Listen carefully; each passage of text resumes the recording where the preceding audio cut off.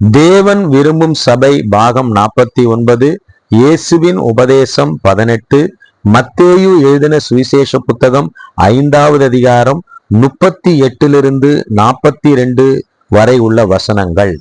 கண்ணுக்கு கண் பல்லுக்கு பல் என்று உரைக்கப்பட்டதை கேள்விப்பட்டிருக்கிறீர்கள். நான் உங்களுக்கு சொல்லுகிறேன், தீமையோடு எதிர்த்து நிற்க வேண்டாம். ஒருவன் உன்னை வலது கன்னத்தில் அறைந்தால் அவனுக்கு மறு கன்னத்தையும் திருப்பிக் கொடு.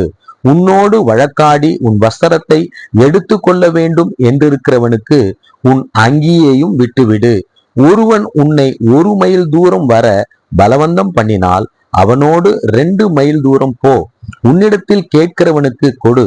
உன்னிடத்தில் கடன் வாங்க விரும்புகிறவனுக்கு முகம் கோணாதே.